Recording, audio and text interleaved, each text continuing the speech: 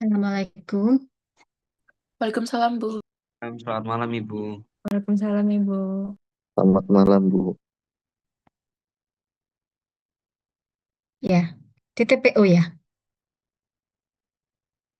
Khawatir salah saya. Betulkah? TTPO kelas Iya, betul Ibu. A. Kelas A ya. Iya, Ibu. Baik. Hmm, baik. Saya coba bentar ya.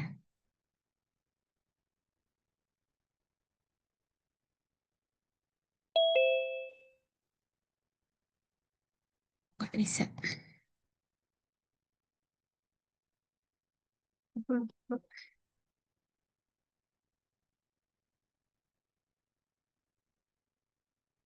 Kita mulai ya. Sambil nanti mungkin teman-temannya biar menyusul. Hmm. Ah,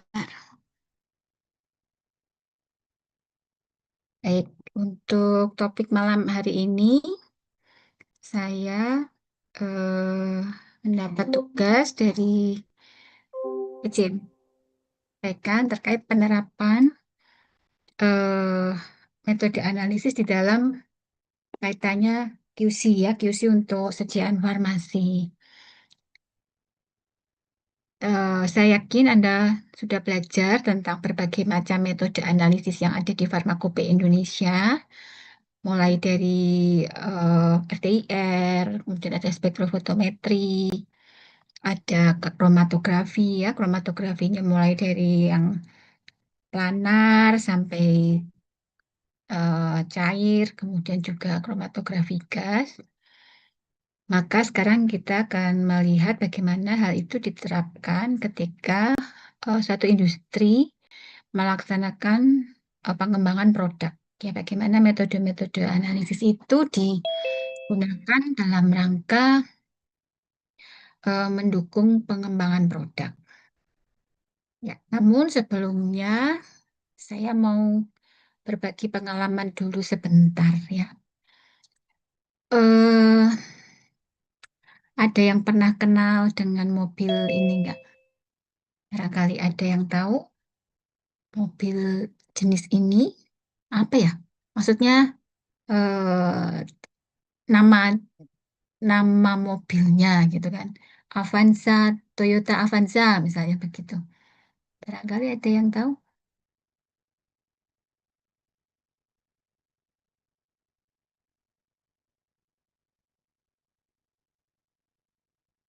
Mustang Ibu mungkin. Ya, Mustang ya.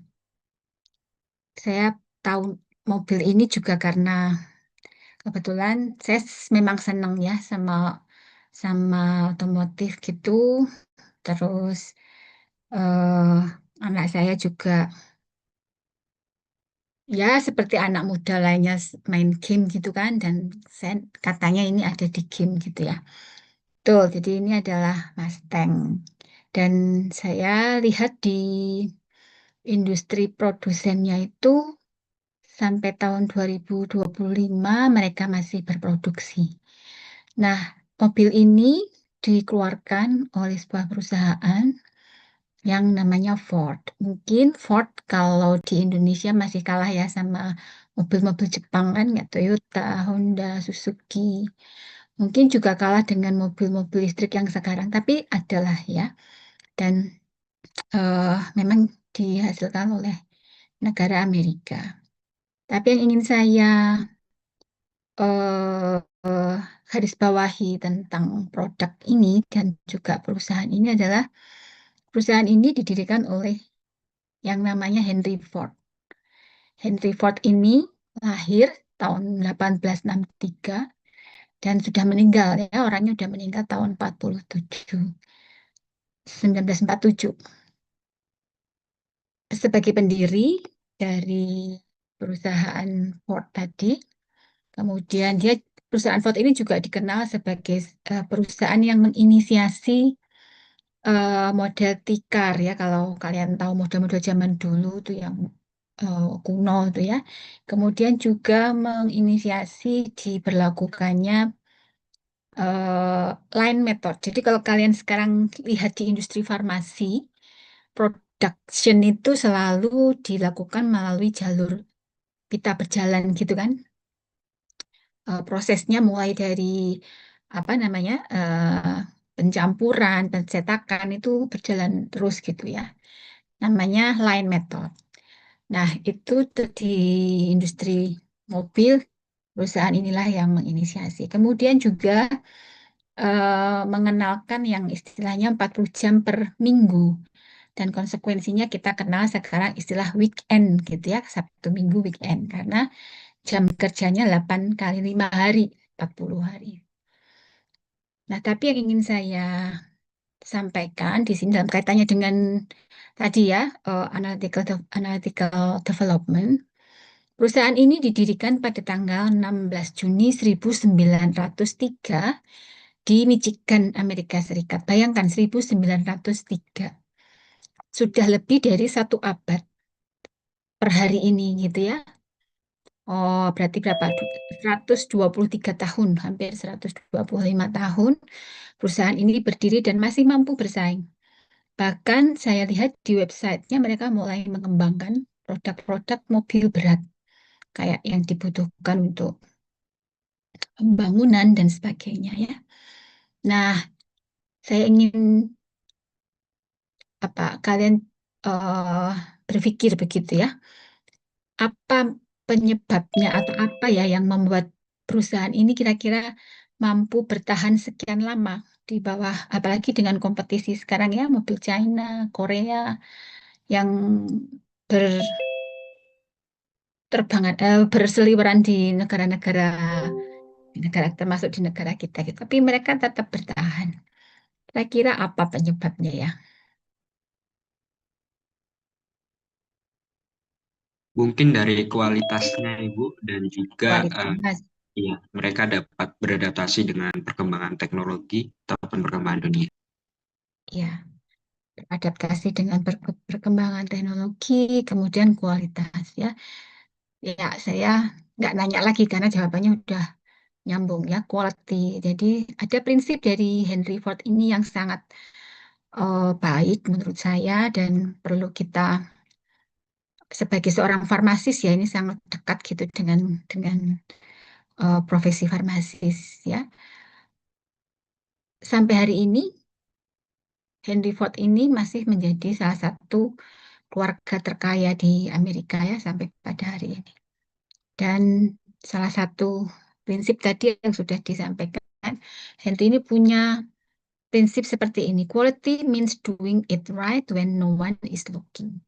Jadi tanpa harus menunggu dikomplain, tanpa harus zaman dulu mungkin belum ada standar ISO, standar SNI kalau di Indonesia gitu ya. Tapi Henry selalu sudah mengupayakan bahwa produknya selalu improve gitu, selalu meningkatkan kualitas tanpa perlu ada komplain gitu ya. Karena kalau kita lihat di ilmu manajemen gitu, yang namanya quality itu adalah bagaimana suatu produk itu bisa barang, bisa jasa ya, itu memenuhi kebutuhan dari penggunanya gitu ya. Nah, sehingga dalam setiap saat eh, Henry Ford ini selalu berusaha untuk memperbaiki produknya supaya lebih sesuai dengan kebutuhan pasar. Nah, salah satu yang juga menjadi ciri khas dari Henry ini adalah ketika rekrutmen gitu ya, merekrut pegawai, maka Henry Ford ini akan mewawancarai sendiri di akhir begitu karena dia ingin tahu.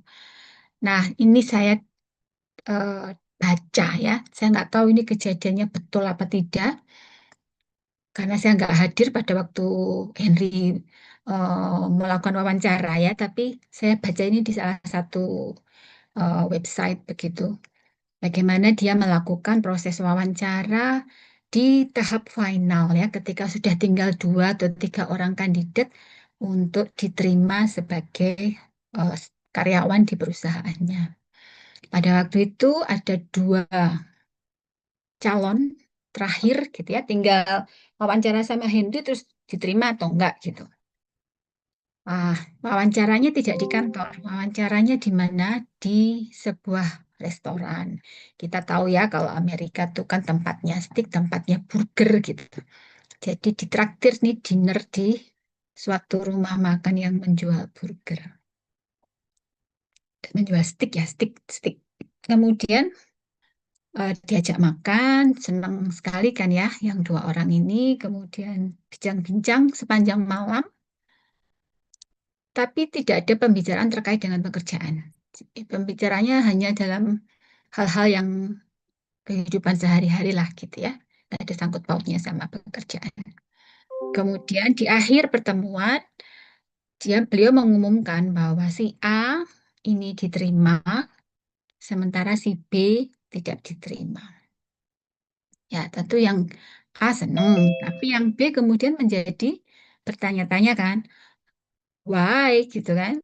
Sama-sama makan steak, sama-sama diajak ngobrol, tapi kok dia diterima, saya enggak gitu. Maka dia bertanya, mengapa kok aku enggak diterima? Ya, kemudian Henry ini menjawab, jawabannya itu menurut saya bagus banget dan itu cocok banget kalau buat kita yang di farmasi gitu ya. Jawabnya begini, saya melihat cara makan Anda gitu. Jadi dia perhatikan bagaimana seseorang makan karena seseorang makan itu kan kebiasaan ya, sesuatu yang tidak mendadak gitu. Memang caranya dia makan itu suatu kebiasaan. Dua orang ini sama-sama menambahkan garam pada daging steaknya. Tetapi si A itu dia potong sedikit, dia icipin, baru dia tambah garam sama merica gitu ya. Sementara si B ini dia langsung tambahkan garam. Kira-kira apa ya maknanya? Ada yang tahu nggak?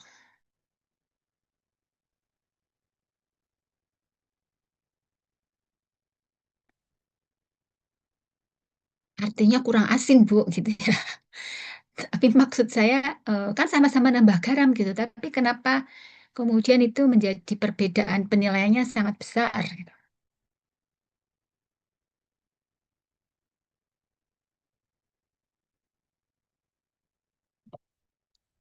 Apa kira-kira? Izin menjawab, Ibu. Silakan. Mungkin untuk yang langsung ditambahi garam itu tidak apa ya, intinya itu tidak merasakan terlebih dahulu kan. Kalau yang dicicipin terlebih dahulu itu jadi tahu kira-kira harus menambahkan garam seberapa seperti itu. Ya, betul ya.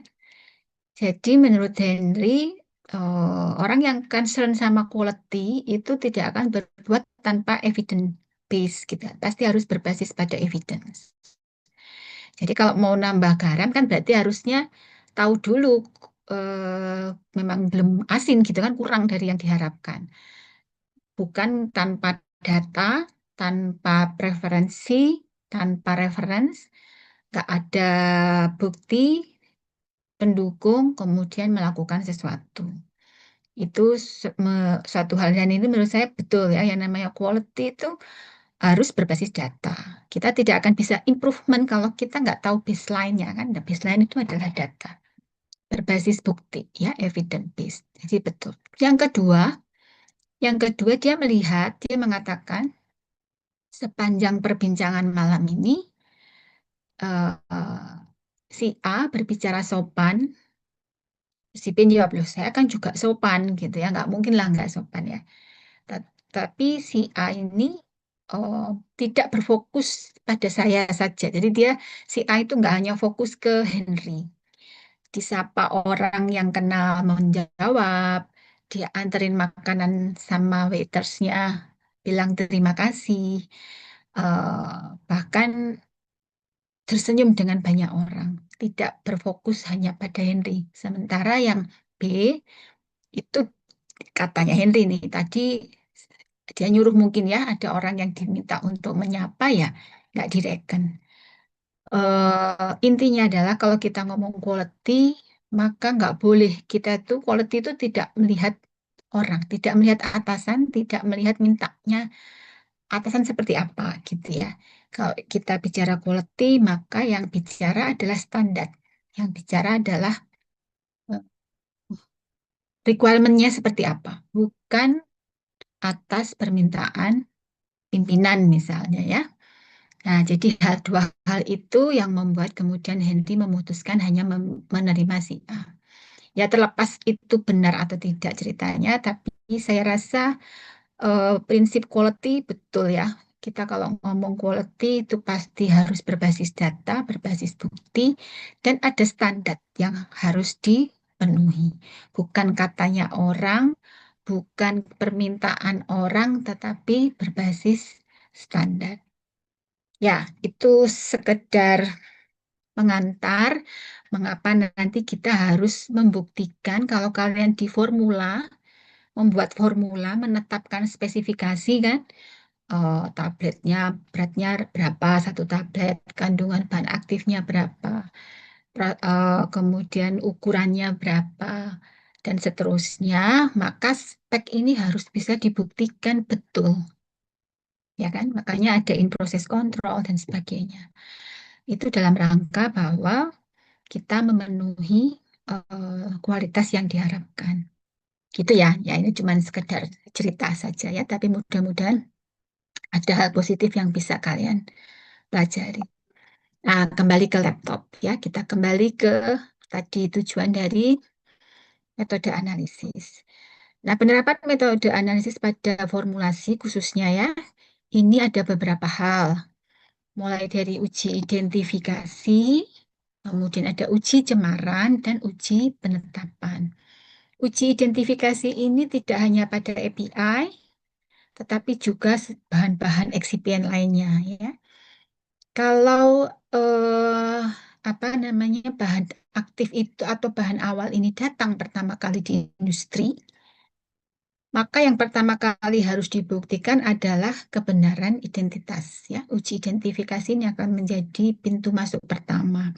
Mereka nggak akan masuk ke warehouse kalau belum di QC dulu kan identitasnya betul. Saya pesen paracetamol, bener nggak yang datang nih paracetamol gitu ya. Kemudian juga diuji beberapa pengujian lainnya. Sedangkan uji cemaran sama, ini juga berlaku pada bahan awal dan termasuk pada produk. Mungkin ada yang masih ingat, pernah dengar nggak kasus EGDEG? Ya, etilen glikol di etilen glikol, di mana cemaran ini EGDEG itu menyebabkan terjadinya gangguan ginjal akut pada balita yang minum sirup obat penurun demam ya. Mungkin 3-4 tahun yang lalu ya. Pada waktu itu cukup ramai sehingga kemudian di-recall. Banyak produk yang di-recall. Tapi kemudian pada akhirnya, kalau saya nggak salah, ada 2 atau 3 perusahaan industri farmasi yang dinyatakan bersalah ya. Nah itu karena EGDEG itu bagian dari eh, apa namanya ya, bagian dari eh, komponen yang ada pada bahan baku. Tapi karena nggak bisa dihilangkan ya dari proses sintesisnya itu nggak bisa dihilangkan dari sorbitol, dari gliserol gitu. Tetapi ada batas maksimum yang diperbolehkan di farmakope disebutkan untuk bahan baku. Nah, kemudian ini bisa meningkat kalau misalnya terjadi hal-hal yang tidak sesuai, misalnya suhu yang terlalu ekstrim, karena bahan obat itu kan mengalami juga penyimpanan, ya. Kemudian juga transportasi, distribusi, sehingga mungkin saja terpapar dengan suhu yang ekstrim, sehingga mengakibatkan reaksi terbentuknya EGDEG menjadi meningkat dan lebih banyak. Nah, sekarang di Farmakope Indonesia, saya lupa ya, di suplemen yang kedua atau yang ketiga. Kemudian ini menjadi wajib tidak hanya pada bahan awal, karena bahan awalnya aman pada waktu itu ya, dicek aman. Tapi ternyata di produknya kemudian ada juga. Sementara Farmakope Indonesia-nya waktu itu tidak mewajibkan uji cemaran di produk. Ya, nah sekarang ini harus diuji baik di bahan awal maupun di produk. Kemudian uji penetapan. Uji penetapan ini kalian sudah belajar tentang penetapan kadar, tetapi aplikasi penetapan kadar itu tidak semata-mata pada assay, tidak hanya menetapkan bahan aktif obat, tetapi bisa juga untuk uji kemurnian bahan baku, ya, uji stabilitas, uji disolusi, kalian juga sudah belajar uji disolusi, serta keseragaman sediaan. Itu secara umum dan metode analisisnya semua mengacu pada kompendia, yaitu minimal ada di Farmakope Indonesia 6 yang saat ini berlaku. Peta konsepnya adalah ini ada bahan awal gitu ya, bahan awal itu baik bahan awal obat maupun eksipien yang akan digunakan untuk formulasi, untuk produksi. Kemudian setelah itu diuji dan dirilis. Nah, ini tentu harus bisa dijamin keamanan, efikasi, serta kualitinya ya. Sehingga dari aspek analisis tadi, dari bahan baku, ini ada proses identifikasi. Kalau yang namanya identifikasi, ini kita tidak mencari unknown, ya, tidak mencari senyawa yang tidak tahu apa itu. Tetapi kita membuktikan, membandingkan dengan senyawa standar. Memastikan senyawa kita sama dengan senyawa pembandingnya ya. Kemudian setelah formulasi jadi produksi kita juga punya IPC. Ada assay, ada impurity, ada uniformity. Dan semuanya itu membutuhkan metode analisis. Nah, sehingga kalau suatu industri itu mengembangkan suatu produk, selalu tidak akan pernah berdiri sendiri ya, selalu akan berjalan bersama dengan analytical development.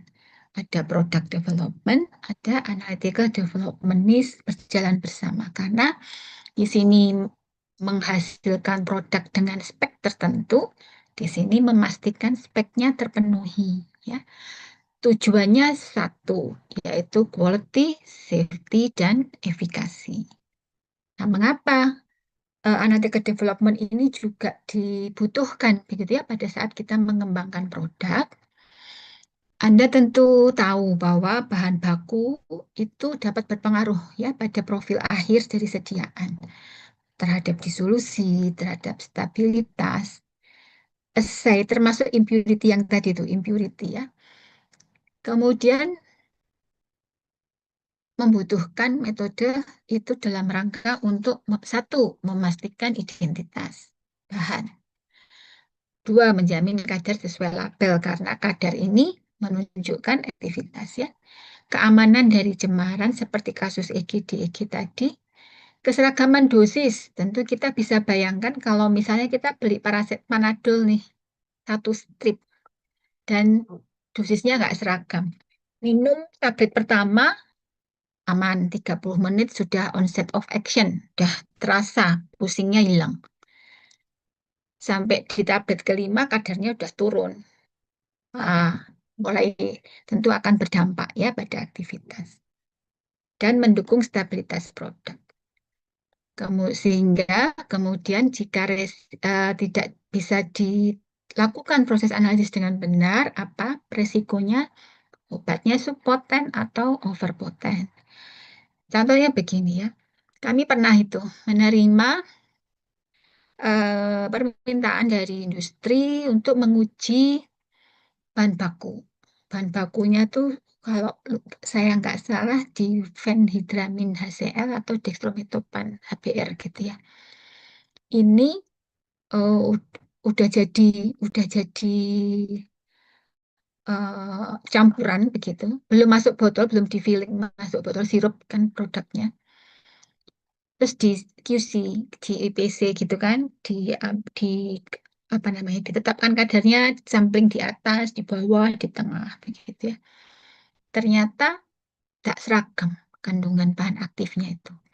Ada yang over dari uh, seharusnya, ada yang di bawah ya. Dan diteliti, ternyata sumbernya apa? Sumbernya ada di bahan baku. Jadi ada perubahan spesifikasi dari bahan baku. Nah, misalnya seperti itu ya.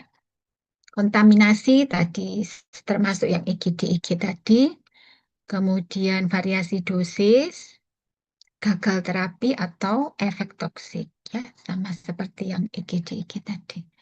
Untuk acuannya tentu yang paling utama adalah Farmakope Indonesia untuk standar resmi nasional, ada juga USP, Badan POM, ICH, kalau kalian sudah belajar validasi metode, serta ISO 17025 untuk kompetensi laboratorium.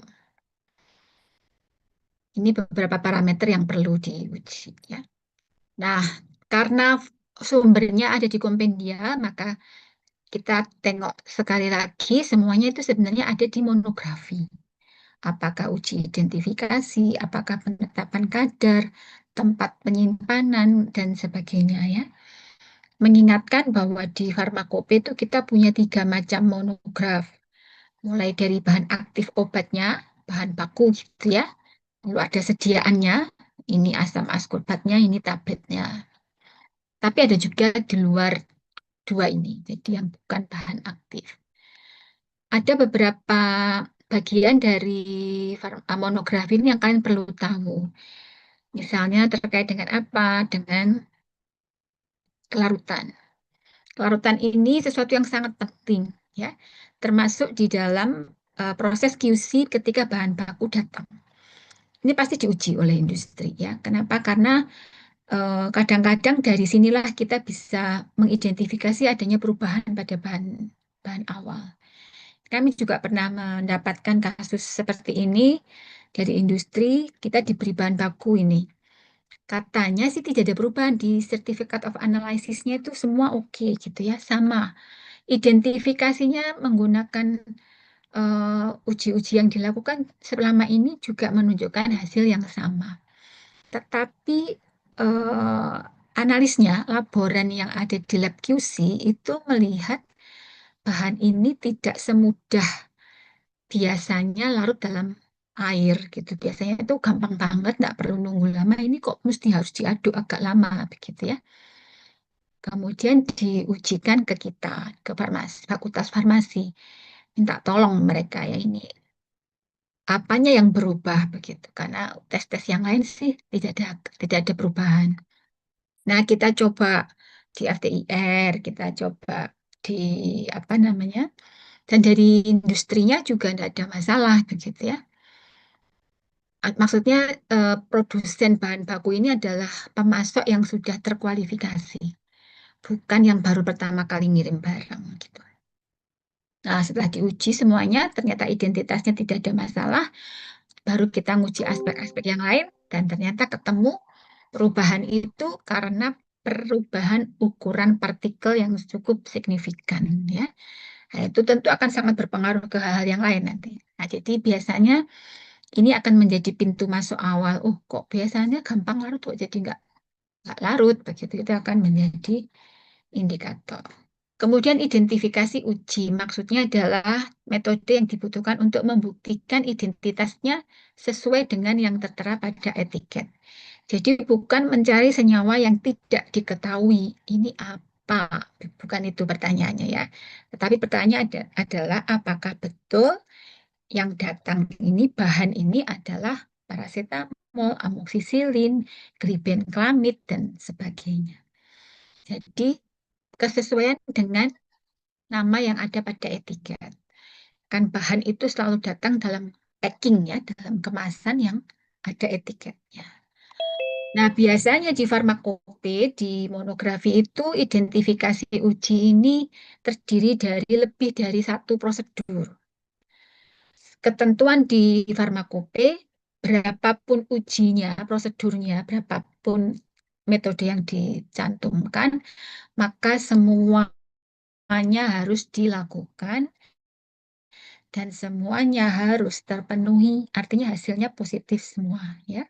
Kalau ada yang satu saja yang tidak sesuai, maka dinyatakan uji identifikasinya tidak terpenuhi atau bisa dikatakan palsu. Ini farmakope ya yang ngomong ya tentang ketentuan umum. Nah, identifikasi uji.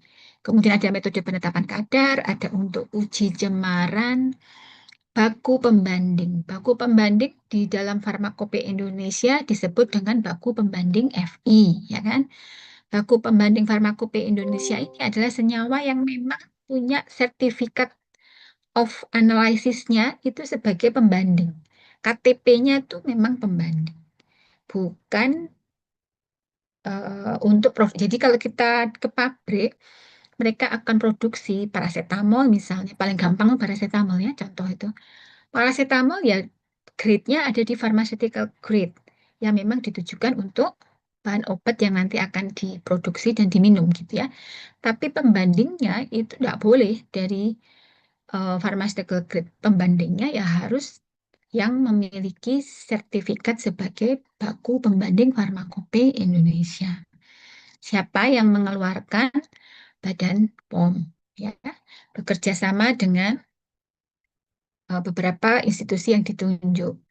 Dan saat ini Badan POM betul-betul memperluas ya bagaimana supaya bisa Indonesia itu mandiri dalam hal baku pembanding, tidak lagi tergantung pada luar, sehingga bekerja sama dengan perguruan tinggi untuk bisa memproduksi sendiri termasuk dengan UNER. Di kita tim dari sintesis ini mendapatkan tugas juga dari negara untuk menghasilkan beberapa baku pembanding ya, yaitu baku pembanding. Nah, ini sekedar mengingatkan saja di mana posisinya gitu ya. Itu semua sebetulnya sudah diatur. Kalau di internasional kita kenal ada GMP, Good Manufacturing Practice ya, yang tujuannya sebetulnya adalah memastikan semua bahan yang digunakan termasuk API-nya itu memenuhi standar purity, kemurniannya, identity, dan karakternya memenuhi kualitas yang diharapkan. GMP di Indonesia dinyatakan dalam bentuk CPOB. Ada yang tahu CPOB? Apa ya CPOB? Cara pembuatan obat yang baik Cara Ibu, mungkin. pembuatan obat yang baik ya. Jadi itu teknis begitu. Jadi kalau di industri standarnya ada farmakope, tapi teknisnya untuk lebih ke detailnya ada di CPOB. Yang terbaru ada di tahun 2024, mudah-mudahan sudah pernah mau lihat ya. Tapi isinya nggak jauh beda sih sebenarnya sama yang tahun 2018. Cuman ada beberapa hal yang dimodif gitu ya. Tapi di sana dijelaskan apa itu bahan awal ya. Kemudian juga apa itu eksipien. Kemudian apa itu baku pembanding? Di sana disebutkan bahwa baku pembanding itu ada dua, baku pembanding primer dan baku pembanding sekunder atau baku kerja.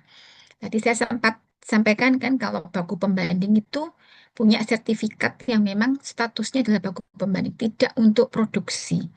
Karena apa? Harganya memang mahal sekali. Kemurniannya high pure, ultra high, ultra pure gitu ya, sehingga sangat murni. Nah, biasanya ini menjadi baku primer. Nanti untuk pekerjaan sehari-hari bukan menggunakan pembanding ini, tetapi ada standar lain yang kemudian distandarisasi dulu dengan baku primernya. Nah, ini yang baku sekunder inilah yang dipakai untuk rutin sehari-hari. Gitu ya. Kemudian produk antara, produk ruahan, produk jadi semua ada di CPOP dan ini semua akan menjadi target untuk berbagai macam pengujian.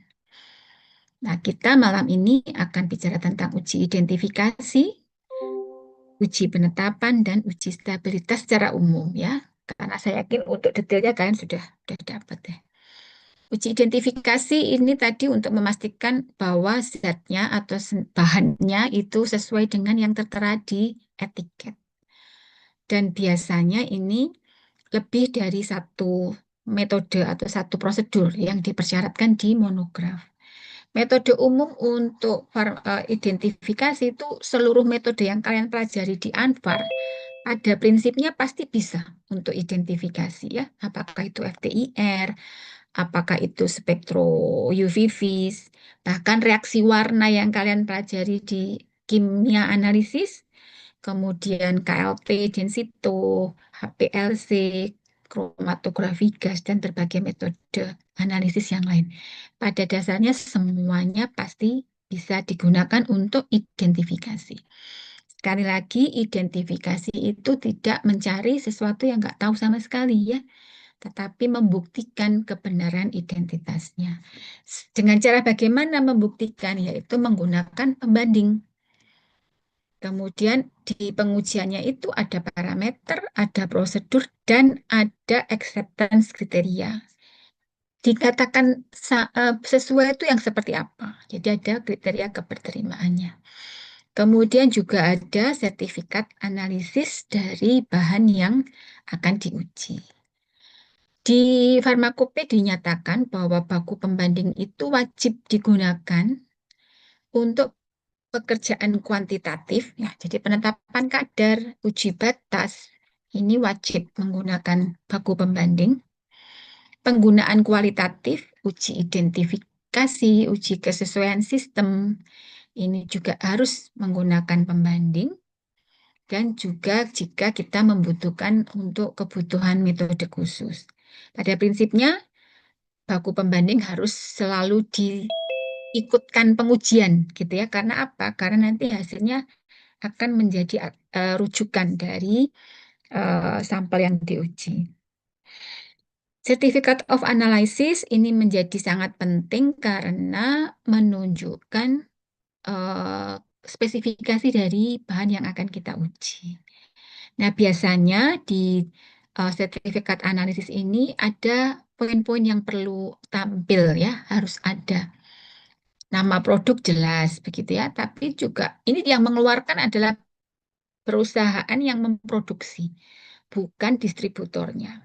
Kalau dulu kita beli bahan pada saat bahannya datang selain surat jalan dan administrasi lainnya, sertifikat of analysisnya juga disertakan begitu.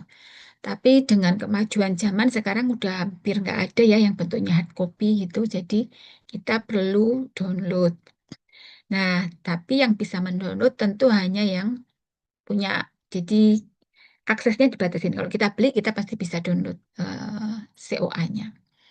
Kemudian ada identitas nomor batch, jadi kapan mereka dibuat, QC lolos kapan, dan tentu expired date-nya.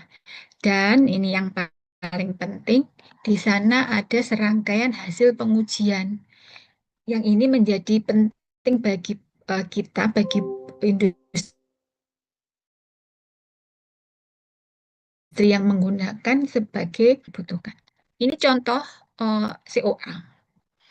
Dia ada nama senyawa, kemudian ada ini kemurniannya 99,7%, ada lot number di produksi untuk lot yang keberapa, begitu ya. Dan juga ada kapan dirilis produk ini. Kemudian ada beberapa hasil pengujian, ini ditetapkan dengan metode apa ya? Ini. Kemudian ada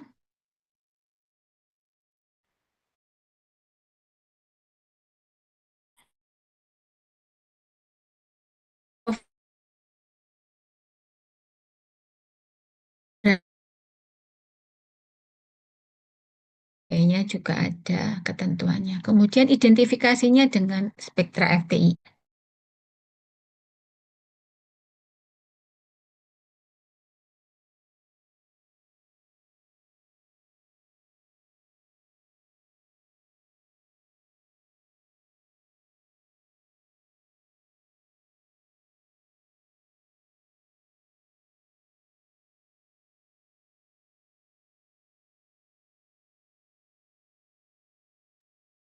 Terus Ibu, mohon maaf.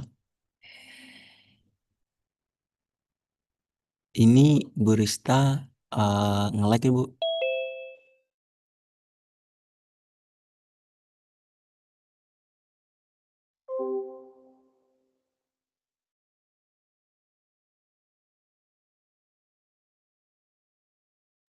Bentar ya, bentar.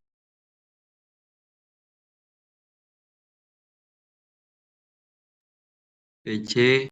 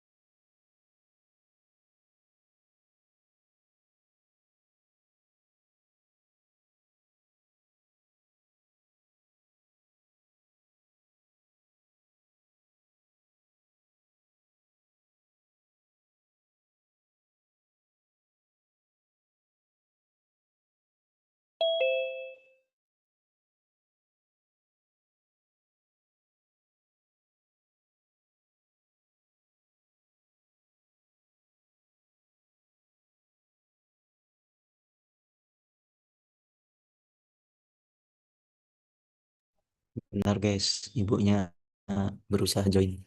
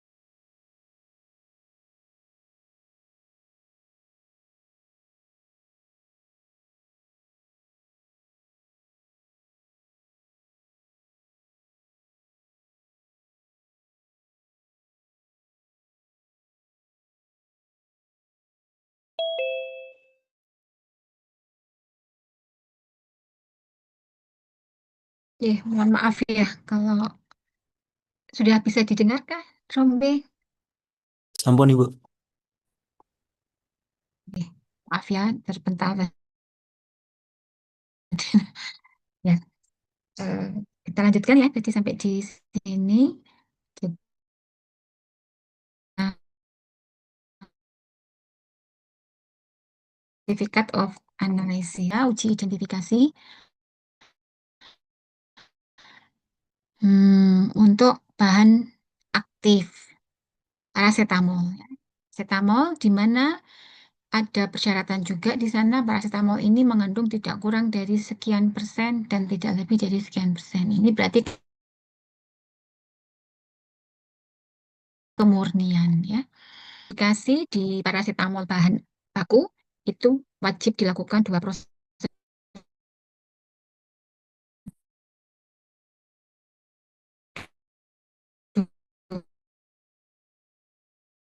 tekan infrared sesuai produk paracetamol ini ada dua metode, yaitu IR.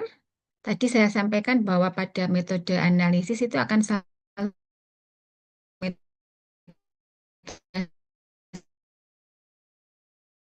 X-nya. Permisi Ibu, mohon maaf sebelumnya. Gunaannya seperti apa?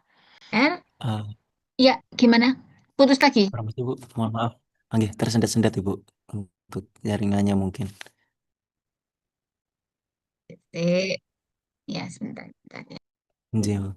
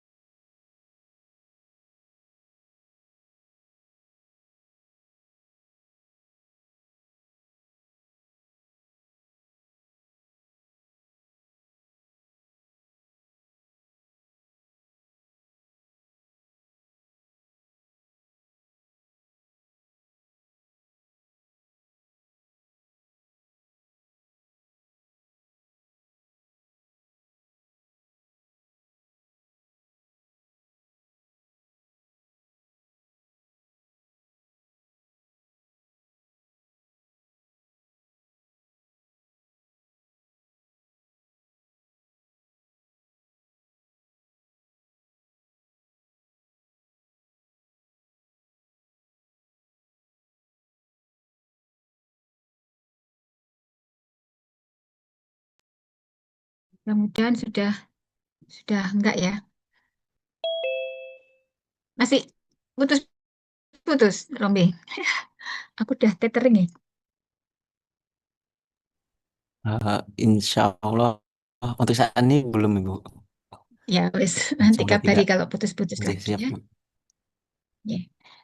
Jadi untuk acceptance kriterianya udah jelas di mana untuk spektroskopi IR itu bilangan gelombang maksimum antara sampel dengan BPFI itu sama gitu ya. Dan untuk kesesuaian itu bisa kita lihat, kita kita bandingkan atau juga menggunakan menu atau fitur yang ada di instrumennya. Kalau KCKT kalian udah paham bahwa untuk identifikasi kualitatif maka kita bisa menggunakan retention time ya. Retention time sampelnya harus sama dengan baku pembandingnya.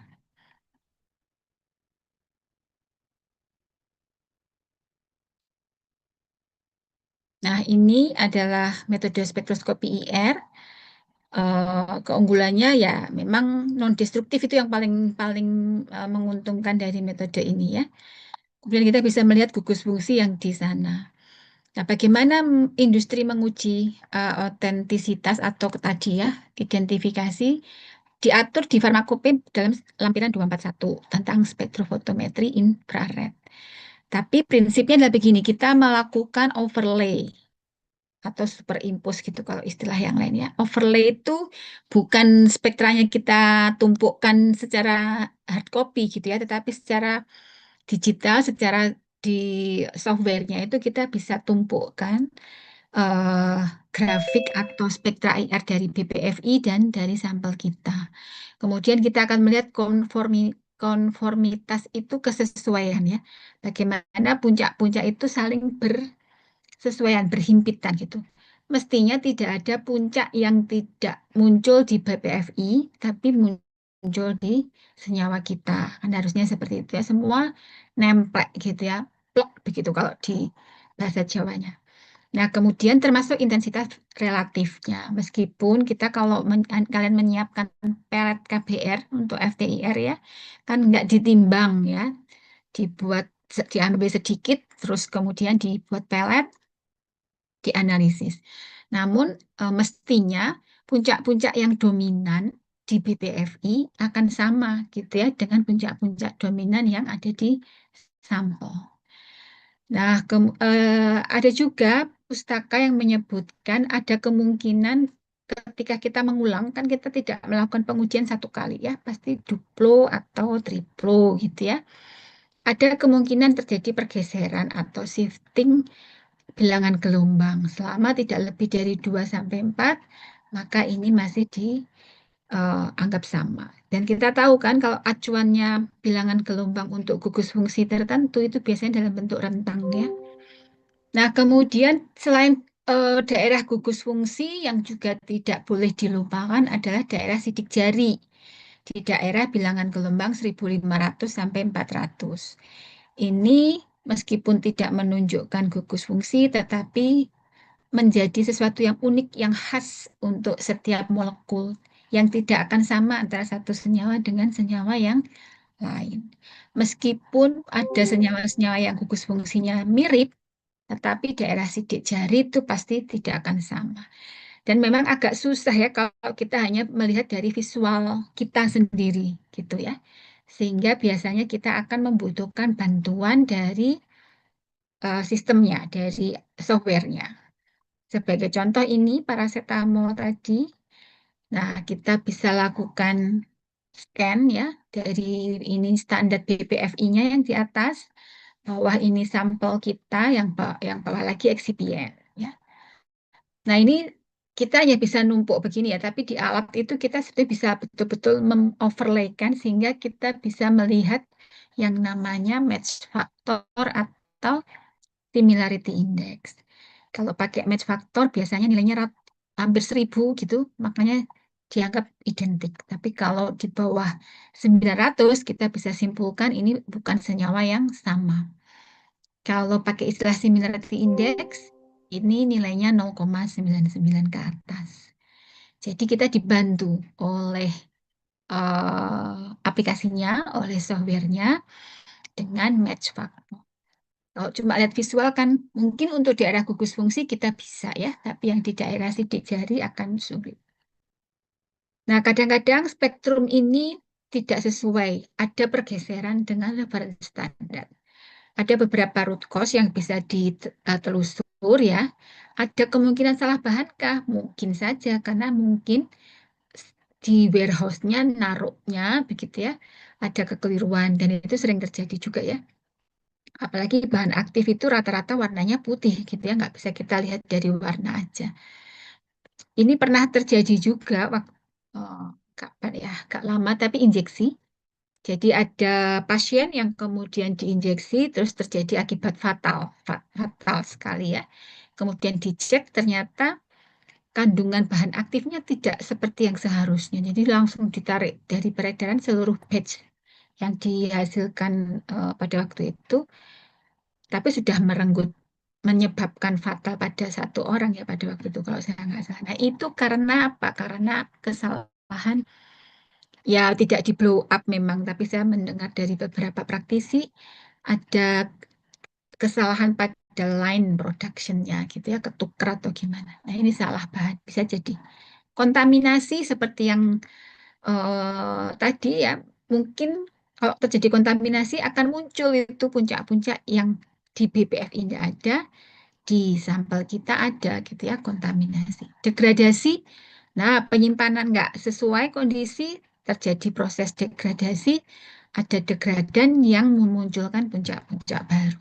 Atau kelembapan tinggi. Kemarin saya lihat waktu kalian presentasi di praktikum Anfar, itu ada beberapa kelompok yang menyampaikan ketika menggunakan FTIR yang pelet itu ya, salah satu kelemahannya kalau kelembapannya tidak bisa dikendalikan, itu gugus fungsi yang melambangkan OH akan menjadi sangat lebar. Jika terjadi ketidaksesuaian, maka tidak bisa diputuskan terlebih dahulu ya. Maka tindakannya bahannya dikarantina, nggak bisa lanjut ke warehouse. Kemudian dilakukan investigasi terkait dengan root cause-nya ya, yang mana yang menjadi penyebab terjadinya perbedaan. Kemudian kromatografi ini juga bisa menjadi metode identifikasi. Kita punya retention time, kita punya peak purity yang bisa kita gunakan sebagai indikator. Memang metode ini akan lebih punya keunggulan karena apa? Ada pemisahan ya. Begitu ada pemisahan kan akan menjadi lebih selektif. Kita lihat misalnya ini pada tablet. Jadi bukan di bahan baku, tetapi pada tablet-tablet paracetamol dan kofein. Ya. Tablet yang mengandung 2 API. Di sini disebutkan identifikasinya adalah waktu retensi. Acceptance kriterianya, waktu retensinya sesuai dengan BBFI. Untuk sistemnya menggunakan sistem pada penetapan kadar. Fase geraknya, fase diamnya. Oh ya, mumpung saya ingat ya, tadi saya di info oleh Prof. Yuwono yang menyatakan bahwa beliau mendapat komplain dari pihak industri. Jadi beberapa waktu yang lalu tuh Kalbe, kalian pernah dengarkan ya, Kalbe Farma itu meminta rekomendasi dari Prof. Yu untuk memberitahukan proses rekrutmen. Ya, jadi mereka waktu itu buka untuk 15 orang. Nah, kemudian yang dikirim lewat fakultas lewat Prof. Yu ini ada 30-an orang. Gitu. Nah, ternyata tuh yang diterima cuma 2 orang katanya dari 30 yang dikirim itu. Karena salah satunya juga dibutuhkan untuk QC gitu ya. Apa? Mereka nggak ngerti spek kolom HPLC.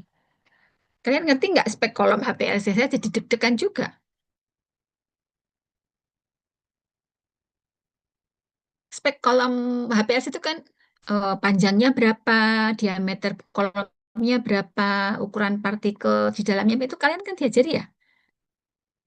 Nah, ya itu kadang-kadang tuh hal yang seperti itu ya, nggak boleh lupa. Nah, ini identifikasinya adalah waktu retensi. Jadi untuk identifikasi, bagaimana caranya? Ya kita scan, kita injek, lalu kita tampilkan waktu retensinya, kita cek. Karena kriteria acceptance kriterianya adalah kesesuaian waktu retensi.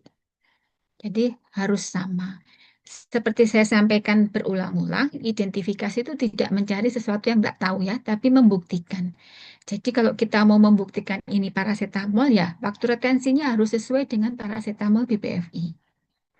Tetapi kita bisa menambahkan karena detektornya UV dan kalau kita menggunakan detektor photo diode array detektor, kita bisa melakukan overlay spektra pada kedua puncak ini. Puncak pembanding dan puncak sampel kita tumpuk, kita overlay spektra UV-nya, kita tetapkan match factor similarity index. Jadi selain TR, bisa juga kita tetapkan match faktornya. Sehingga kita punya kesimpulan lebih kuat bahwa senyawa sampel kita identik dengan BBFI. Ini untuk KCKT. Untuk identifikasi nggak cuman IR, nggak cuman KCKT ya. Semua seperti saya sampaikan di awal, semua metode yang kalian pelajari itu bisa digunakan untuk identifikasi. Ini contoh yang lain asam asetil salisilat. Rumusnya ini. Identifikasinya menurut farmakope ada 2. Yang pertama dengan reaksi warna. Reaksi warna menggunakan FeCl3 terjadi warna merah ungu. Tentu BBFI-nya harus memberikan respon yang sama, ya hasilnya harus sama. Sementara di satu sisi yang lain adalah infrared. Nah, ini dua-duanya harus dilakukan dan hasilnya harus sesuai dengan farmakope. Ada yang masih ingat kira-kira warna merah ungu setelah ditambah FeCl3 itu dari gugus fungsi apa?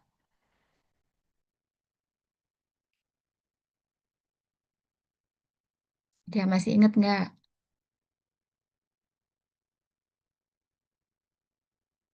Nanti diingat lagi ya, dibaca lagi.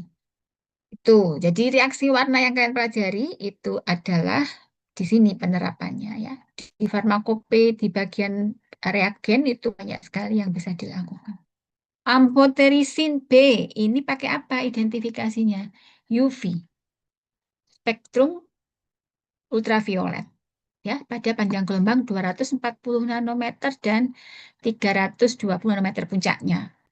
Jadi di-scan BBFI-nya, di-scan sampel kita, karena sama-sama UV bisa di-match faktorkan, ya, bisa ditetapkan.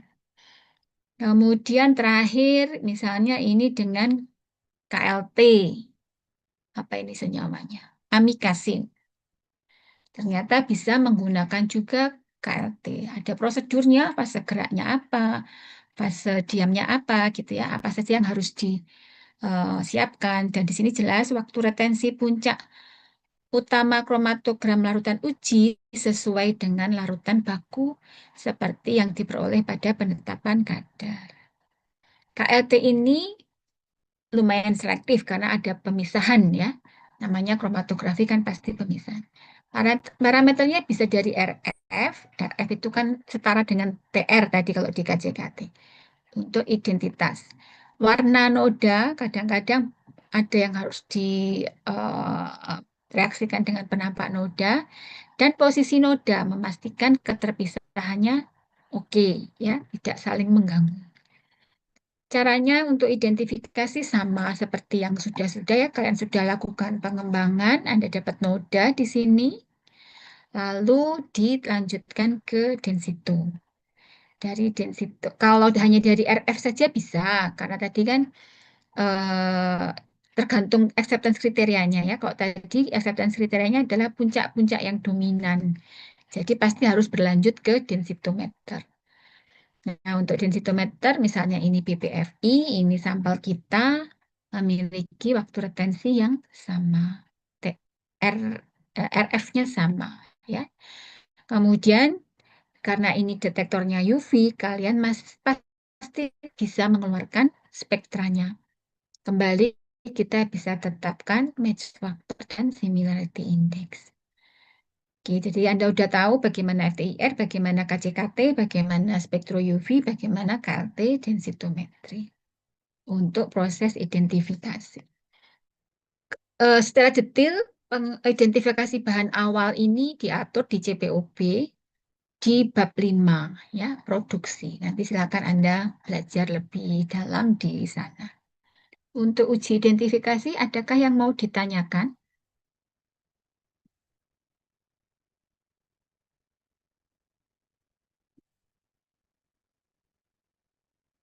Nggak ada ya, kita lanjutkan ya. Untuk berikutnya adalah uji penetapan. Tentu yang paling gampang ya penetapan kadar. Anda sudah belajar di Anfar seluruh metode bagaimana digunakan untuk penetapan kadar. Penetapan kadar diberlakukan pada bahan awal maupun pada produk. Kalau di bahan awal namanya menjadi kemurnian. Di sana ada persyaratan misalnya ini tadi balik lagi ke paracetamol ya paling gampang ya memang paracetamol untuk contoh. Itu di sana disebutkan kemurniannya tidak kurang dari 98% dan tidak lebih dari 102%. Setiap senyawa, setiap bahan punya ketentuan sendiri-sendiri. Ya, jadi jangan disamaratakan, harus cek ke monografinya berapa persyaratan untuk kemurniannya. Kemudian di sini ada prosedurnya. Prosedurnya menggunakan KCKT. Nah, jadi tujuannya menentukan jumlah zat aktif dalam sediaan. Persyaratan umumnya ya kisarannya di sini, tetapi masing-masing senyawa akan punya ketentuan sendiri-sendiri. Untuk penetapan kadar, lagi-lagi semua metode yang kalian sudah pelajarin digunakan. Mulai UV-VIS, AAS, KLT densito, HPLC, GC, termasuk volumetri, titrasi. Ya. Nah, untuk perhitungan kadarnya, di farmakope secara umum mayoritas itu menggunakan single point calibration. Jadi membandingkan dengan respon satu kadar saja, dari pembanding dengan satu kadar saja. Ini kita bisa logika ya, karena memang sediaannya udah jelas lah. Kalau amoksisilin dewasa ya mengandungnya 500 mg amoks per kapsul misalnya ya. Nggak ada yang lain ya, udah targetnya di 500. Maka konsentrasi standarnya ya dibuat sama dengan sampelnya, satu macam saja. Tetapi di beberapa bahan ada juga yang menggunakan eksternal standar, ini yang kalian pakai kurva regresi, ya seperti yang kalian lakukan di lab, atau internal standar. Termasuk paracetamol itu ternyata menggunakan internal standar. Ini yang sama seperti yang kalian lakukan ketika praktikum kromatografi gas. Camphor sebagai internal standar dari metil salisilat. Ya. 3 metode ini yang lazim ada di farmakope. Nah, sekarang kita lihat untuk paracetamol kemurnian tadi itu. eh, dilakukan pada larutan uji konsentrasi 0,1 mg per mililiter. Jadi ini larutan uji itu sampel kita ya, diperkirakan konsentrasinya sekian. Nanti pasti standarnya juga dibuat sama seperti ini. Nah, yang perlu mendapat perhatian di farmakope itu tidak digunakan ppm kadang-kadang. Lebih suka pakai miligram per mililiter. Ini ppm atau bukan tuh miligram per mili itu?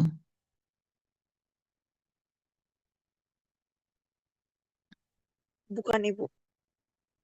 Bukan ya? Kalau ppm apa satuannya? Miligram per liter atau mikrogram per mililiter. Ya, ya. Jadi hati-hati kalau baca monograf. Perhatikan satuannya apa. Kadang-kadang persen. Ya. Jadi Anda perhatikan. Nah, kita akan terbiasa pakai ppm. Jadi terserah aja kalian mau ubah ke ppm dulu ya silakan atau mau langsung pakai satuan. Yang pasti perhatikan satuannya. Kemudian saya juga selalu mengingatkan, ingat kadang-kadang yang diukur di alat itu sudah proses pengenceran ya, sehingga perlu dikembalikan ke kadar mula-mula.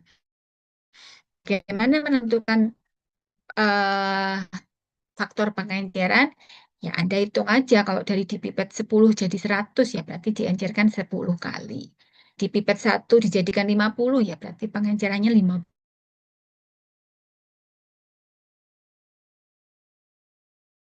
Gitu. Tetapi biasanya di farmakope itu sudah dicantumkan rumus untuk menghitung kadarnya. Termasuk proses-proses yang membutuhkan konversi misalnya ya, itu sudah masuk di sana. Seperti ini kali 100 gitu ya. Ini RU dan RS berturut-turut adalah respon puncak larutan uji dan larutan baku C paracetamol ya.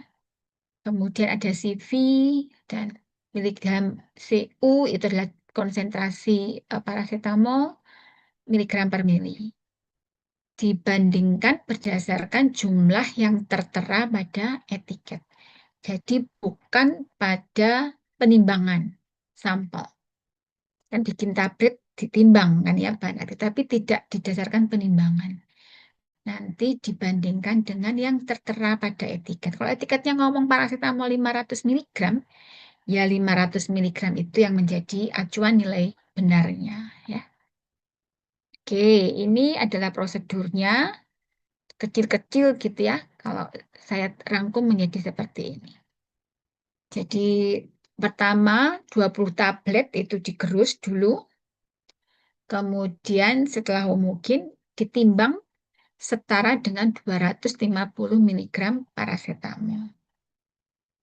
Tambahkan pelarut, kocok dengan pengocok mekanis 30 menit. Ini kalau dikocok pakai tangan ya bisa kram mungkin tangannya ya, 30 menit kocok begitu. Sehingga dipakai pengocok mekanis. Ini di labnya industri lazim ada pengocok mekanis ini. Lalu setelah itu diatkan dan kemudian dipipet 2 mili. Lalu dilarutkan sampai 50 mili. Ini jelas ada pengenceran.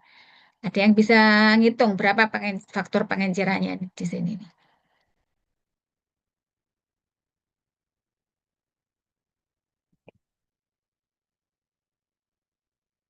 Berapa kali faktor pengencerannya?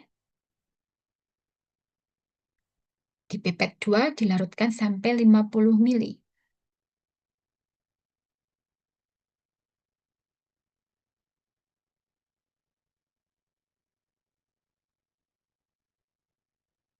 Ibu. 25 kali, Ibu. 25 kali ya. Yang kenapa apakah ini pengenceran? Iya, karena yang ditimbang tadi masuk di sini ya, sampai 100 mili. Kemudian di pipet 2 dilarutkan At50. Jadi pasti yang ini yang diukur nanti adalah yang sudah diencerkan. Dan di sana disebutkan cara menghitungnya sudah jelas ya. Jadi nanti hasilnya tinggal dimasukkan saja.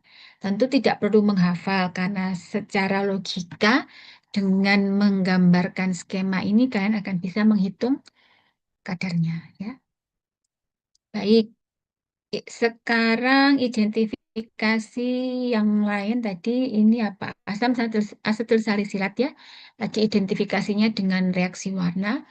Nah, nggak cuman pakai KCKT ya. Penetapan itu bisa juga menggunakan metode volumetri. Misalnya dalam hal ini menggunakan titrasi asam basa. Pakai indikator phenolphthalein PP seperti yang kalian biasa lakukan di lab pada waktu kimia analisis. Bedanya di sini disebutkan perhitungannya tidak menggunakan rumus V1N1 sama dengan V2N2 ya, tetapi menggunakan kesetaraan. Jadi sejumlah 1 ml titran itu dianggap setara dengan sekian miligram dari bahan aktif yang diuji. Biasanya kalau metode volumetri ini umumnya diberlakukan untuk bahan awal, bukan dalam sediaan ya, karena memang agak susah, kecuali kalau yang punya aktivitas atau apa namanya reaksinya sangat selektif atau sangat spesifik begitu ya. Tapi lazimnya memang pada bahan baku. Kalau di produk bisa jadi akan diganggu oleh komponen yang lain. Ini titrasi ya. Spektrofotometri ya ada juga, KLT ada juga, kromatografi gas ada juga ya. Jadi semua metode tergantung pada monografinya. Nah, pada saat pengembangan produk baru gitu ya, membuat formula si obat baru, tadi kan selalu dibarengi dengan analytical development. Nah, untuk menentukan metode analisis yang akan digunakan pada penetapan kadar, kita pasti pertama kali acuannya di kompendial ya. Apakah di kompendial ada begitu. Tetapi kalau toh ada di kompendia, apakah memang perlu modifikasi atau tidak? Kalau misalnya kita mengembangkan tablet paracetamol, kofein gitu ya, dan memang itu di kompendialnya juga bunyi tablet paracetamol kofein, jadi plok seperti yang produk kita, maka metode itu bisa kita adopt, ya, bisa kita lakukan. Mungkin tidak perlu modifikasi karena memang sama-sama untuk tablet paracetamol kofein. Jadi metode analisis yang ada di kompendial yang penggunaannya sesuai dengan tujuan, matrisnya sama, range-nya sama. Matris itu kan berarti bentuk sediaan. Ya. Kalau tablet, ya memang untuk tablet. Bukan di farmakope tablet, tapi kalian gunakan untuk sirup gitu ya. Kemudian range-nya, dosisnya tadi 500 mg, jelas kan kalau paracetamol tablet ya kalau enggak 250, 500 mg per tablet. Jadi jelas, tujuannya sama, skopnya sama. Dan tidak ada modifikasi. Kalau dikatakan pakai kromatografi dengan fase diam L sekian, farmakope Indonesia itu kan ada fase diamnya L1, L2, L7 gitu ya. Nanti Anda lihat lagi L7 itu apa? Misalnya C18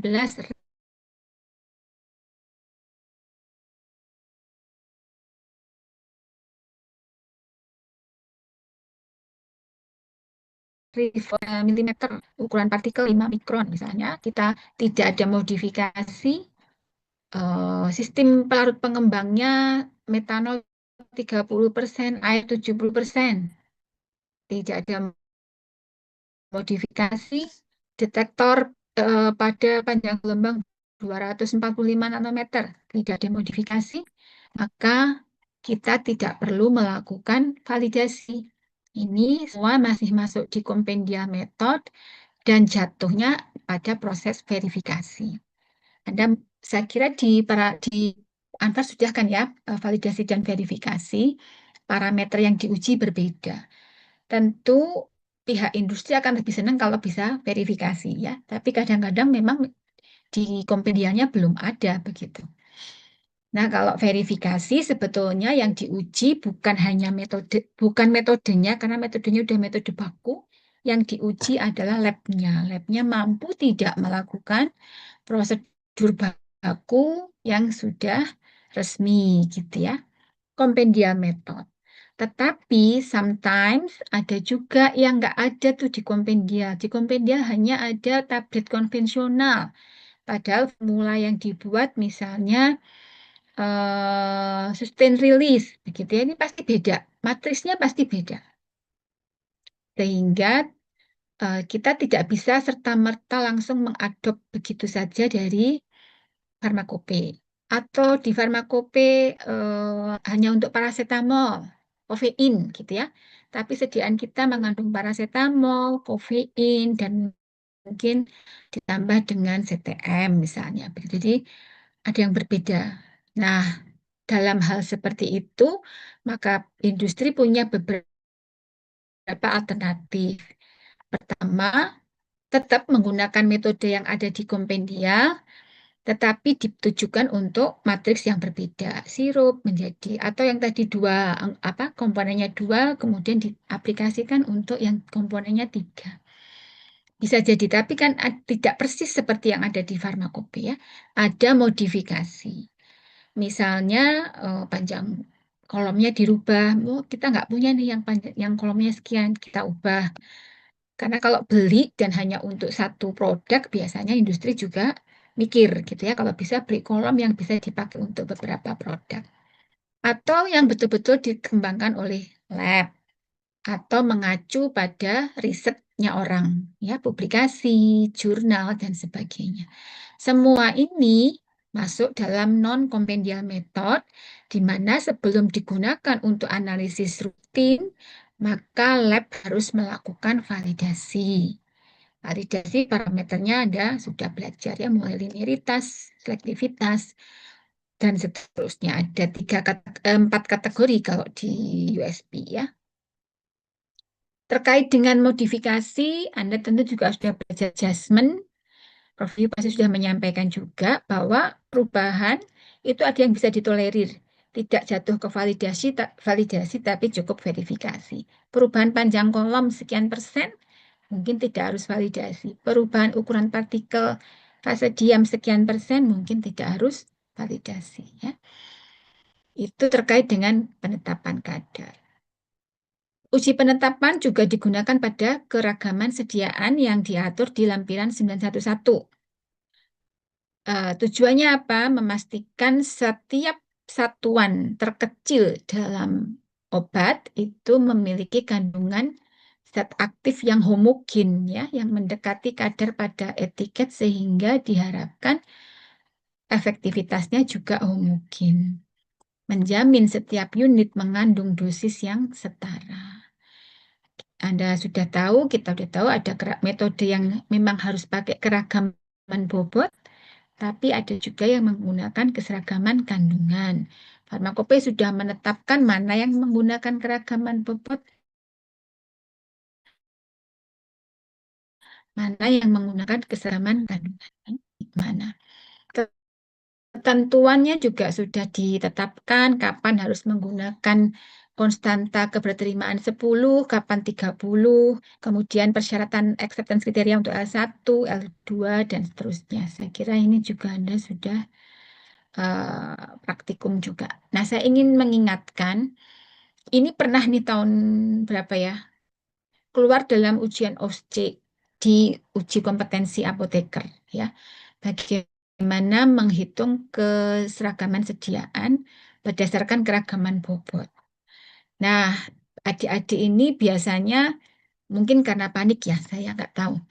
Jadi sebetulnya kan untuk ujian semacam itu biasanya pustaka itu akan ada disiapkan. Jadi kalian bisa baca, tidak harus mengingat-ingat secara full begitu ya. Disediakan prosedurnya FI gitu kan. Nah, tapi mungkin karena terburu-buru.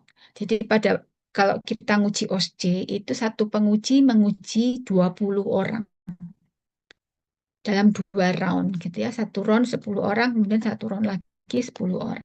Jadi 20 orang. Pada waktu itu saya dapat menguji soal yang keseragaman kandungan. Dan dari 20 orang nggak ada satupun yang benar 100%, yang nilainya 100, benar semua tuh nggak ada. Yang salah semua, beberapa malah banyak gitu ya.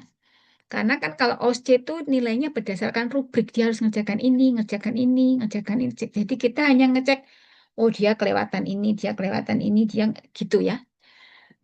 Nah, apa yang terlewat waktu itu soalnya adalah tablet yang tidak bersalut. Jadi tablet tidak bersalut. Nah, dia baca ini aja nih. 10 tablet ditimbang satu persatu. Gitu. Padahal ada tahap awal. Tahap awalnya apa? Ngambil 30 dulu kan? Ambil 30 dulu random. Kemudian dari 10 itu ditimbang, diuji. Kalau hasilnya memenuhi, beres. Kalau tidak memenuhi, sisanya diuji. Kan gitu. Nah ini nggak ada yang mengambil 30, kan disediain satu box gitu ya, sekian ribu tablet terus dia harus ngambil. Nah jadi upayakan untuk membaca dengan benar ya, belajar membaca. Jangan hanya yang dibutuhkan saja. Ya ini untuk kriterianya L1 dan L2. Untuk lebih lengkapnya Anda bisa pelajari di lampiran 911 farmakopi. Kadang-kadang satu batch gagal terkait dengan uniformity. Apa sebabnya begitu ya? Segregasi granul. Zat aktif dan eksipien terpisah di dalam hopper mesin cetak akibat perbedaan ukuran partikel atau densitas. Akibatnya tablet di awal running berbeda kadar dengan tablet di akhir. Ini juga terjadi di industri tadi yang saya cerita, ukuran partikel bahan bakunya berbeda. Ini untuk sirup kering. Jadi ketika sudah masuk di tangki mixernya gitu ya, udah jadi campuran, kemudian belum di filling kan, belum masuk botol, cek dulu kadarnya, dicek di bagian atas, di bagian tengah, di bagian bawah. Ternyata nggak sama. Konsentrasi amoksisilinnya pada waktu itu amoksisilin nggak sama. Nah tadi karena ketemunya ternyata ukuran partikel dari bahan aktifnya itu beda sehingga menyebabkan produksinya juga menjadi berubah. Akibatnya banyak yang ukuran partikelnya kecil turun ke bawah kan, kalau lama di tangki kena gravitasi dia turun ke bawah ya. Yang di atas sedikit kandungannya, tapi yang di bawah menjadi over dari yang seharusnya ya, segregasi granul. Tekanan punch tidak stabil ini pada mesin cetak dan juga masalah sifat alir.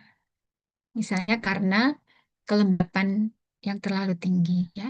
Beberapa root cause untuk batch yang tidak memenuhi keseraman kerjaan. Ini prosedurnya, Anda bisa nimbang 10 tablet satu persatu, dicatat beratnya, kemudian dihitung rata-rata bobot.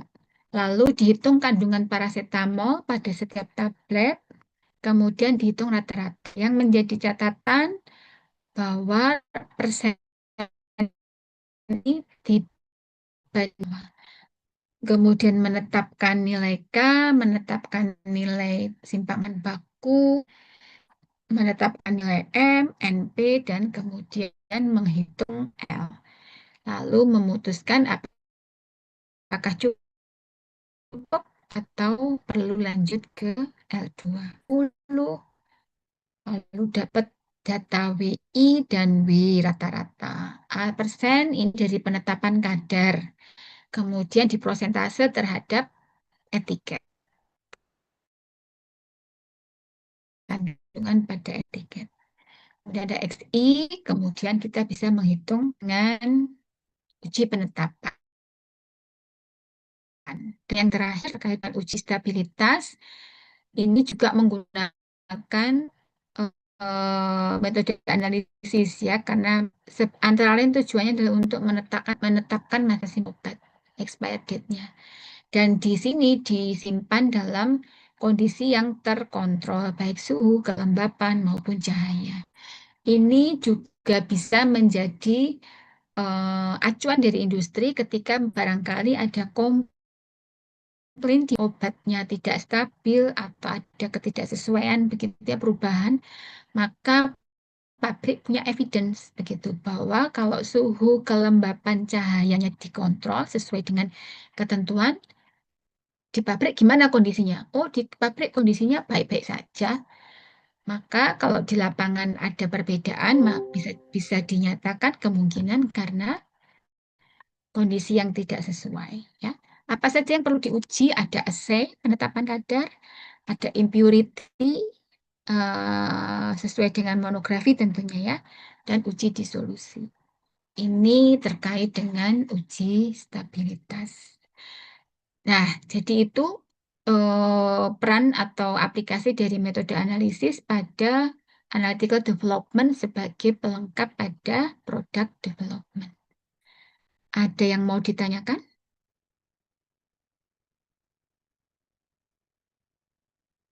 Oke, tidak ada. Saya lanjutkan bagian paling akhir, yaitu terkait bahas tadi.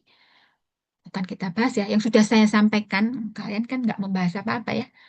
Ini kita selalu bicara tentang data. Maka ada hal penting di CPOP juga, saya kira, yang menjadi tanggung jawabnya apoteker yang melakukan pengujian di QC, yaitu terkait integritas, data integrity terkait dengan QC. Ada apa istilahnya standar gitu ya, terkait dengan data integrity yang kita kenal dengan ALCOA.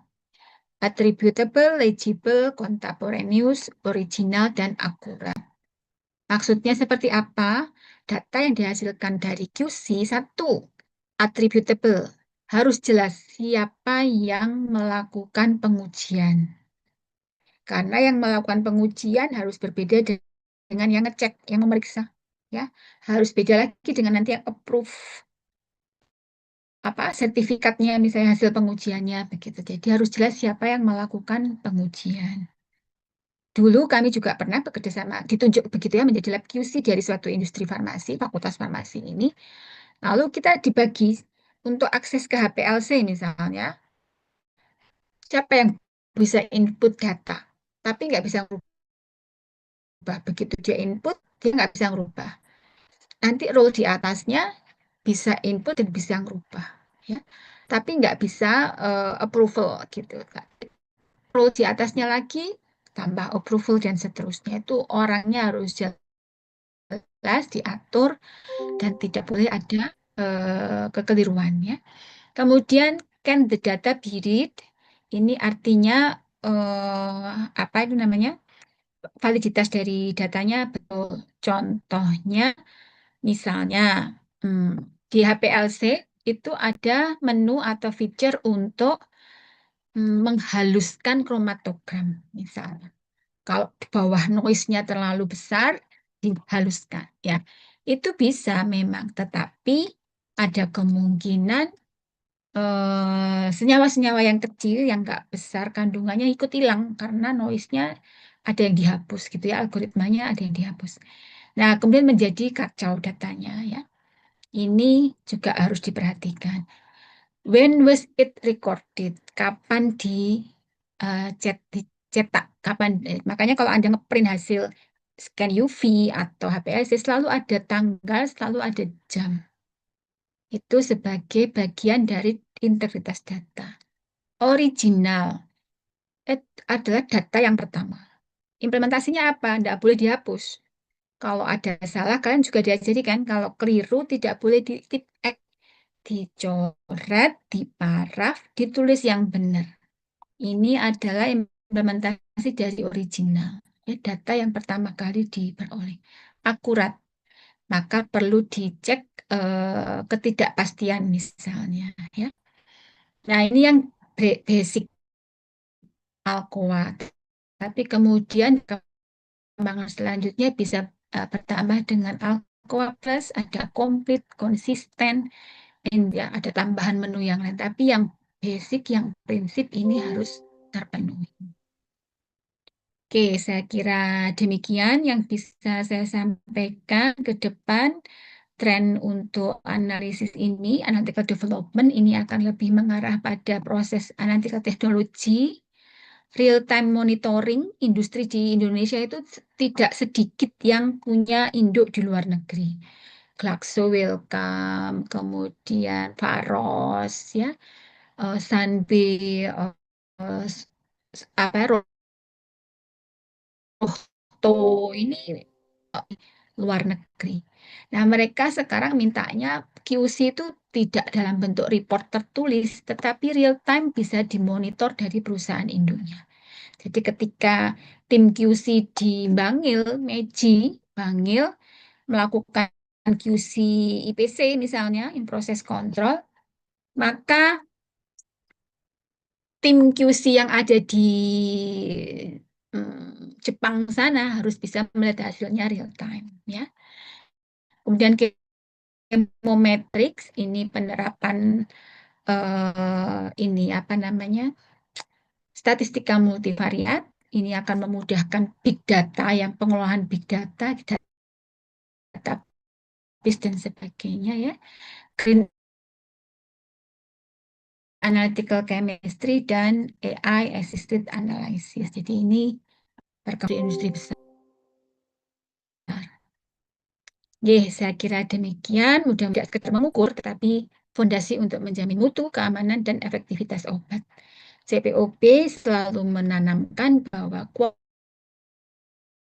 quality dibangun bersama produk. Ya, quality tidak hanya diuji di akhir, di ujung, tetapi dibangun bersama produk. Ada yang mau ditanyakan? Sudah selesai, sudah semua. Baik, kalau tidak ada sebagai penutup, kalau tadi akhiri dengan gambar mobil. Ada yang tahu mobil apa ini? Jimny. Wes ono tulisan nih ya di sini Suzuki Jimny. Nah, kalau tadi Ford tadi filosofinya kayak gitu, quality gitu. Kalau ini ada yang tahu nggak kira-kira filosofinya apa nih?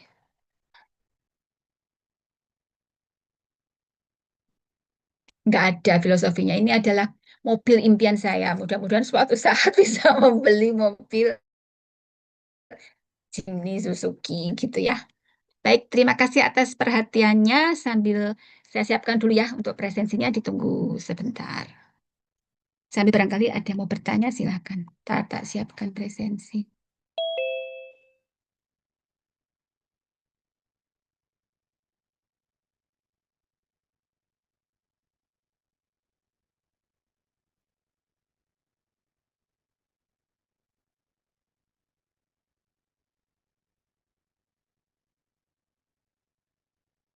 Pengajaran DTPO.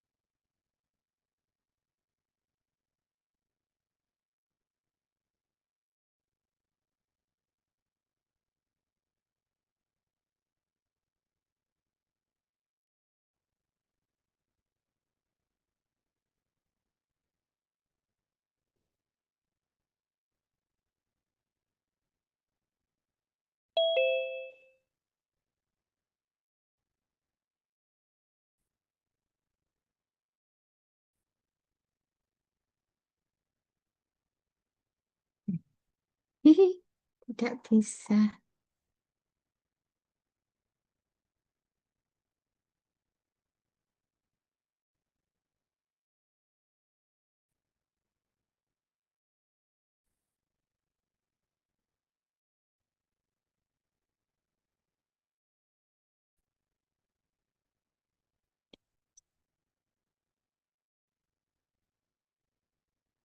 Tiga belas.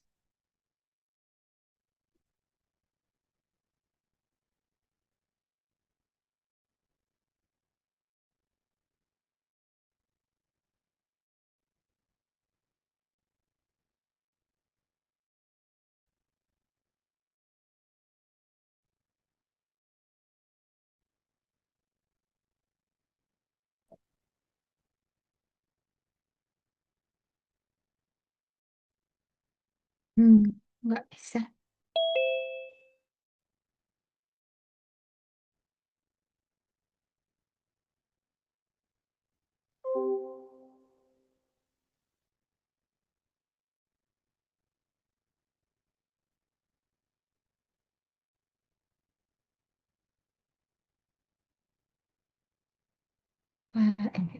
DPP. Nggak bisa.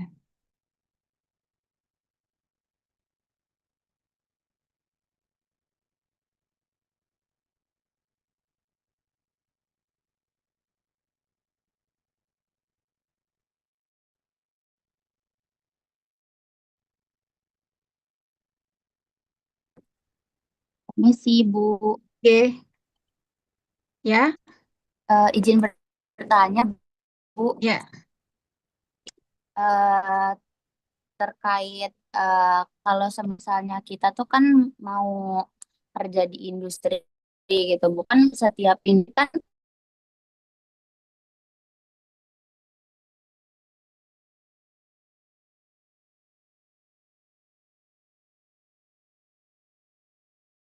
enggak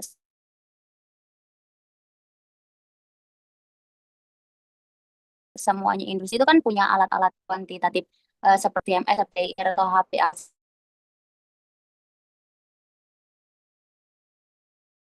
Pasti aja ada salah satunya gitu.